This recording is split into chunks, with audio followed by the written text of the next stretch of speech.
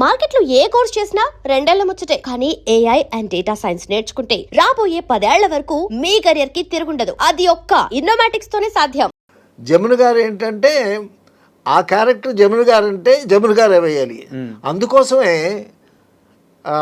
నాగిరెడ్డి చక్రపాణి గారు గుండమ్మ కథ తీస్తూ రామారావు గారు నాగేశ్వరరావు కలిసి జమున గారిని బాయ్కాట్ చేసిన అది బాయ్కాట్ అంటావా, లేకపోతే వాళ్ళు ఏమన్నా అభిప్రాయ భేదాలు వచ్చి మొత్తానికి జమున వాళ్ళిద్దరితో నటించడానికి పరిస్థితులు అనుకూలించలేదు ఒకానొక టైంలో.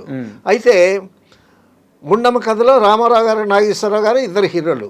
రామారావు గారి పక్కన సావిత్రమ్మ ఉంది, నాగేశ్వరరావు గారి పక్కన ఒక హీరోయిన్ కావాలి, ఖచ్చితంగా ఇంకా జమున గారే కావాలి. అందుకోసమని జమున గారిని పిలిపించి తర్వాత అడిగారు, ఏం లేదమ్మా ఒక చిన్న అపాలజీ చెప్పు అది ఇది అని అంటే, అపాలజీ చెప్పాల్సినంత తప్పు నేనేం చేయలేదు, నేను చేసిన తప్పేంటో చెప్పండి, సో కాబట్టి నాకు అపాలజీ చేయాల్సినటువంటి అవసరం లేదు అని చాలా ఫ్రాంక్గా చెప్పేసింది ఆవిడ. అపాలజీ చెప్పలా. సో వీళ్ళే కాంప్రమైజ్ అయ్యారు. అప్పుడు నాగిరెడ్డి చక్రపాణి గారు పిలిపించి, అబ్బాయి మీ గొడవలు ఎలాగ ఉంటే ఉన్నారు, మీరందరూ ఆర్టిస్టులు, మంచి ఆర్టిస్టులు, మేము ప్రొడ్యూసర్లమి డైరెక్టర్లమి, మీరు మాకు కావాలి, మేము కూడా మీకు కావాలి, మీరు ఆలోచించుకోండి. కాబట్టి అవన్నీ వదిలిపెట్టేసేసి చక్కగా కలిసి ఒక మంచి సినిమా చేద్దాం అని కాంప్రమైజ్ చేస్తే అప్పుడు పెద్ద హీరోలు ఇద్దరు ఒప్పుకున్న వెంటనే గుండమ్మ కథ సినిమా స్టార్ట్ అవ్వాల. వెంటనే అగ్రిమెంట్ అయిపోయింది కదా, ప్రాబ్లం సాల్వ్ అయింది కదా, గుళేబాకావాడికి వెంటనే జమున గారిని బుక్ చేసి షూటింగ్ స్టార్ట్ చేశారు రామారావు గారు. సో జమున గారి అవసరం అంత ఉందన్నమాట. Sir sorry to interrupt you, ఎలాగో మనం గుండమ్మ కథ దాకా వచ్చాం కాబట్టి ఇక్కడ కాస్త బ్రేక్ వేసి అసలు ఎందుకు వాళ్ళ మధ్య ఆ గ్యాప్ వచ్చింది, జమున గారిని బ్యాన్ చేయడమా లేదా వారితో సినిమాలు చేయకూడదని ఎన్టీఆర్ ఏఎన్ఆర్ అనుకోవడం, వీటికి కారణం ఏంటి, అసలు ఆ బ్యాక్ స్టోరీ ఏంటి? కారణం అంటే అండి, ఒకసారి జమున గారిని ఇంటర్వ్యూ చేశారు.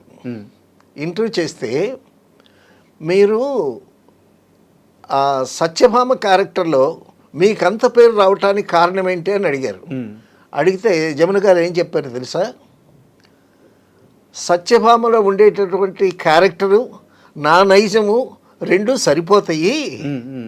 సో సత్యభామలో ఉండేటటువంటి ఆ డిగ్నిటీ, ఆ ఇంటిగ్రిటీ ఇదంతా నాలో ఉంది పర్సనల్గా, కాబట్టి నేను చక్కగా సూట్ అయ్యాను సత్యభామ క్యారెక్టర్కి అని చెప్పింది ఆవిడ. అంటే సత్యభామ క్యారెక్టర్లో ఏంటి, ఆ బిగువు, బింకము, అలక, కోపము అవన్నీ కలిపినటువంటి క్యారెక్టర్ కదా.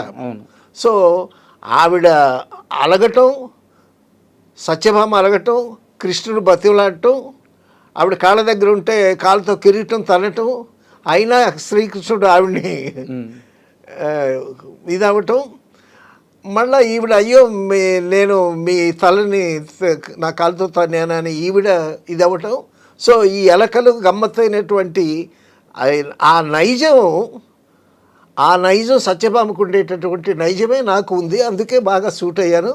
తర్వాత ఒక రిచ్ ఫేస్ ఉండాలి సత్యభామకి, సో ఆ రిచ్నెస్ నా ఫేస్లో ఉంది అని ఆవిడే చెప్పింది. మరి సో కరెక్ట్గానే చెప్పింది, అందులో తప్పే ఉంది. కరెక్ట్గానే చెప్పింది. ఏమో చిన్న చిన్న వస్తాయండి. ఆవిడేంటంటే కొంచెం యాక్చువల్గా వాళ్ళ ఫాదరు పసుపు వ్యాపారం చేసుకోవటానికి తెనాలి దగ్గర దుగ్గురాలు వచ్చి సెటిల్ అయ్యారండి వాళ్ళు. ఓకే. అక్కడ చిన్నపిల్లగా ఉండేటప్పుడు స్కూల్లో డాన్స్ చేయటం అది ఇది చేయించేటప్పుడు కొంతమంది అడిగారు, మా ఫంక్షన్స్లో డాన్స్ చేయించండి అది ఇదని. అలాగే సినిమాల్లో రావటానికి ఆయనకి ఇష్టం లేదు. ఓకే. ఆవిడ కూడా, ఫాదర్ కూడా కాస్త చాలా గట్టాడు. సో ఈ జమున కూడా ఆ విధంగానే ఉండేది. కానీ దుగ్గిరాల హై స్కూల్లో చదువుతూ పెరిగింది ఆ అమ్మాయి. ఆ దుగ్గిరాల హై స్కూల్లో జగ్గయ్య గారేమో టీచర్గా పనిచేశాడు. జగ్గయ్య గారి స్టూడెంట్ జమున అనమాట దుగ్గిరాల్లో. సో దుగ్గిరాల్లో ఉండి ఆయన పసుపు వ్యాపారం చేశారు. ఆయన పేరు శ్రీనివాసరావు గారు. తర్వాత స్కూల్లో జగ్గయ్య గారు జమున చేత చిన్న చిన్న నాటికలు ఆడించాడు. సో ఆ విధంగా జగ్గయ్య గారిని చూసి ఇవి నేర్చుకుందనమాట. ఓకే. తర్వాత గరికపాటి రాజారావు గారు పుట్టిల్ అనేటటువంటి సినిమా తీస్తూ ఆయనే డైరెక్ట్ చేస్తూ ఆయన హీరోగా వేస్తూ ఈ జమున అప్పటికే పెద్దదైంది, నాటకాలు గిటకాలు వేస్తుంది, మంచి పేరు వచ్చింది, డాన్స్ కూడా నేర్చుకుంది, చాలా చక్కగా అందంగా ఉంటుంది.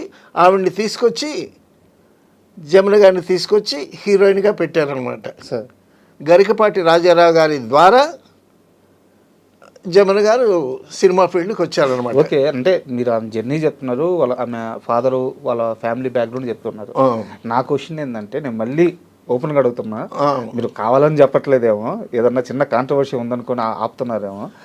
ఎన్టీఆర్ గారు, ఏఎన్ఆర్ గారు జమున గారిని దూరం పెట్టడానికి గల కారణం ఏంటి? ఈవిడికి ఏంటంటే సినిమాల ఫీల్డ్కి వచ్చిన తర్వాత అప్పటికే పెద్ద వయసు ఏం కాదు, సినిమా ఫీల్డ్లో అనుభవం లేదు.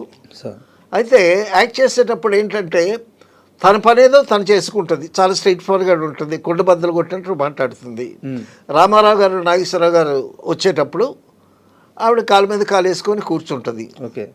సో అది పెద్దవాళ్ళకి ఇబ్బందిగా డెఫినెట్గా ఇబ్బంది అనిపించింది. సో వాళ్ళిద్దరూ రామారావు గారు, నాగేశ్వరరావు గారు కూడబలుక్కున్నారు. అమ్మాయి లేటుగా వస్తుంది, కనీసం సారీ కూడా చెప్పదు, పైగా ఎంతమంది నాగిరెడ్డి గారు, చక్రపాణి గారు మనం ఉన్నా కూడా కాలు మీద కాలేసుకుని కూర్చుంటుంది. అటువంటి అమ్మాయి, సో అమ్మాయికి తెలియాలి అసలు సినిమా ఇండస్ట్రీ అంటే ఏంటి తెలియాలి, పెద్దల యందు గౌరవం ఎలా ప్రవర్తించాలనేటటువంటి విషయం తెలియాలి అని చెప్పి ఆవిడని బాయ్కట్ చేశారు. తర్వాత మరొక సినిమాలో ఈవిడ మేకప్ వేసుకుని వెళ్ళేసరికి జయలలిత గారు అక్కడ కూర్చుంది. ఓకే. జయలలిత సినిమాలో యాక్ట్ చేస్తుంది అప్పటికి. వెళ్ళేసరికి ఆవిడేమో ఇంగ్లీష్ నావల్ చదువుకుంటుంది జయలలిత. ఈవిడ్ని చూసి మళ్ళా తల తిప్పుకొని నవలు చదువుకుంటుంది. ఈవిడ కోపం వచ్చింది. కోపం వచ్చి డైరెక్ట్గా అడిగింది, నేను సీనియర్ని, నేను వస్తే కనీసం నన్ను చూడకుండా, నన్ను పలకరించకుండా అసలు గౌరవం అనేది లేదా, అది ఇదని ఆవిడ మీద మొక్క మీద తెచ్చేసి మేకప్ రూమ్లోకి వెళ్ళిపోయింది. వెళ్ళిపోతే మళ్ళీ మేకప్ రూమ్లోకి వెళ్ళి ఆవిడ్ని కన్విన్స్ చేసి షూటింగ్కి తీసుకొచ్చారు. సో అటువంటి నైజం ఆవిడది. ఎవరు మనం మాట్లాడుకునేటటువంటి కళాభారతి జమున. సో అటువంటి నైజం పెద్దవాళ్ళ మీద ప్రదర్శించేసరికి వీళ్ళకి ఇబ్బంది పుట్టింది. ఒక లెసన్ ఇద్దామనేటటువంటి ఉద్దేశంతో వాళ్ళు కొన్నాళ్ళు ఆవిడతో సినిమాలు చేయలేదు.